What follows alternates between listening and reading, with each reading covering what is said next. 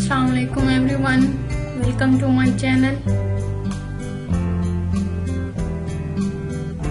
بچوں کی پیاری کہانیاں۔ ایک دفعہ کا ذکر ہے، کسی گاؤں میں 4 دوست رہتے تھے۔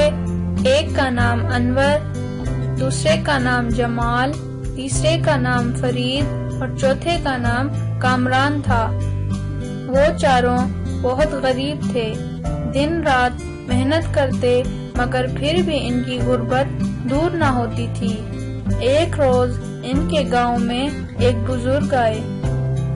انہوں نے جب چاروں دوستوں کی حالت دیکھی تو انہیں ترقی کی دعا دی اور ان سے کہا، اپنی قسمت آزمانے گل پور نامی ایک قصبے میں جاؤ، وہاں سے تمہیں اتنا کچھ مل جائے گا کہ تمہارے حالات بدل جائیں گے، مگر میں تمہیں ایک نصیحت کرتا ہوں، جب تم وہاں پہنچو تو لالچ نہ کرنا، بلکہ جو کچھ ملے اس پر صبر شکر کر کے گھر واپس آ جانا، کیونکہ لالچ بری بلا ہے۔ چاروں دوستوں نے بزرگ کی بات سنی اور سفر پر روانہ ہو گئے۔ سفر خاصا لمبا تھا، جس کی وجہ سے وہ ایک دوسرے کو کہانیاں سنا رہے تھے، اور کچھ ہی گھنٹوں کے بعد وہ گل پور پہنچ گئے، جہاں تانبے کی کان تھی۔ جب وہ وہاں پہنچے تو وہاں ایک جگہ پر لکھا تھا، تانبے کے جتنے سکوں کی تمہیں ضرورت ہے لے لو اور چلے جاؤ۔ انور نے اپنے دوستوں جمال، فرید اور کامران سے کہا، میں تو یہاں سے تانبے کے سکے لے کر واپس جا رہا ہوں۔ جمال، فرید اور کامران نے ہنستے ہوئے کہا، یہ تانبے کی کان والی جگہ ہے، آگے یقیناً چاندی کی کان آئے گی، تم صبر تو کرو۔ مگر انور نے کہا، میرے لیے یہی کافی ہے۔ یہ کہہ کر وہ تانبے کے ڈھیروں سکے لے کر واپس چلا گیا اور باقی تینوں دوست آگے بڑھ گئے۔ انہیں چاندی کی کان کی تلاش تھی۔ اب سفر مشکل ہو گیا تھا، کھانا بھی ختم ہو رہا تھا، ان کی ٹانگیں دکھنے لگی تھیں۔ آخر کار کئی دنوں کے سفر کے بعد وہ چاندی کی کان والے علاقے میں پہنچ گئے۔ وہاں بھی ایک بورڈ پر وہی عبارت لکھی تھی کہ چاندی کے جتنے سکوں کی تمہیں ضرورت ہے لے لو اور چلے جاؤ۔ اب جمال نے اپنے دونوں ساتھیوں سے کہا، میں تھک چکا ہوں، یہاں سے چاندی کے سکے لے کر واپس جا رہا ہوں۔ یہ سن کر فرید اور کامران نے کہا، تھوڑا صبر کر لو، ہو سکتا ہے آگے سونے کی کان ہماری منتظر ہو۔ ادھر فرید اور کامران سونے کی کان کی تلاش میں آگے سفر کرتے رہے۔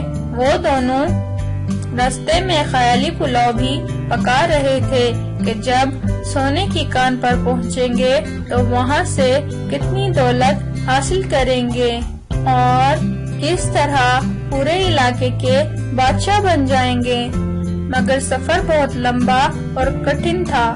جلد ہی وہ ہمت ہارنے لگے۔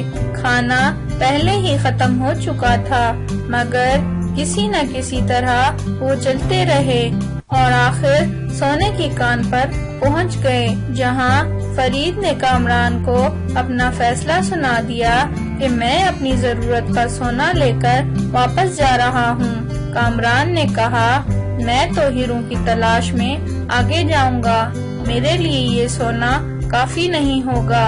یہ سن کر فرید نے کامران سے کہا، بے وقوفی مت کرو، یہاں سے آگے کے قصبے سے چاہے جتنی دولت لے لو، مگر گھر پہنچتے پہنچتے وہ بہت کم رہ جائے گی، راستے میں بھی تو خرچ کرنی پڑے گی۔ مگر کامران نہ رکا، بلکہ وہ آگے چلا گیا اور فرید اپنی ضرورت کا سونا لے کر واپس لوٹ گیا۔ کافی طویل سفر کے بعد کامران ہیروں کی کان پر پہنچا، جہاں اس نے ایک ایسا آدمی دیکھا جس کے گلے میں لوہے کی زنجیر پڑی ہوئی تھی اور وہ بری طرح چیخ رہا تھا۔ کامران کو دیکھ کر اس نے ہنستے ہوئے کہا، آ گیا ایک بیوقوف اور آ گیا۔ اب یہ زنجیر اس لالچی کے گلے میں پڑے گی۔ ابھی اس نے اتنا ہی کہا تھا کہ اس کے گلے میں سے زنجیر نکل کر کامران کے گلے میں پڑ گئی۔ کامران نے ہڑبڑا کر اس کی طرف دیکھا تو وہ آدمی بولا، میں بھی تمہاری طرح ہیروں کے لالچ میں یہاں آیا تھا۔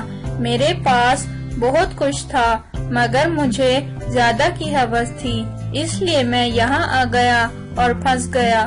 اب میں آزاد ہوں اور تم قید، اور تم تب ہی آزاد ہو سکتے ہو جب کوئی اور ہیروں کا لالچی یہاں آئے گا اور اس کے آنے کی وجہ سے تمہیں نجات ملے گی۔ یہ کہہ کر وہ آدمی وہاں سے چلا گیا تو کامران نے زنجیر سمیت وہاں سے دوڑ لگا دی۔ وہ پاگلوں کی طرح چلتا رہا لیکن راستہ بھٹک گیا۔ اس کے کپڑے پھٹ گئے، پورا جسم زخموں سے بھر گیا۔ اس کے بعد برسوں سے وہ کسی لالچی کا انتظار کر رہا ہے۔ جب کوئی لالچی آئے گا تب ہی اسے اس عذاب سے نجات ملے گی۔ اس لیے ہمیں چاہیے کہ اللہ کی دی گئی نعمتوں کا شکر ادا کرنا چاہیے اور لالچ نہیں کرنی چاہیے۔ Thanks for watching. Please like and subscribe my channel. اور اگر آپ ہمارے چینل پہ نیو ہیں تو please press the bell icon تاکہ ہمارے آنے والی ویڈیوز کی نوٹیفیکیشن آپ تک پہنچ سکے۔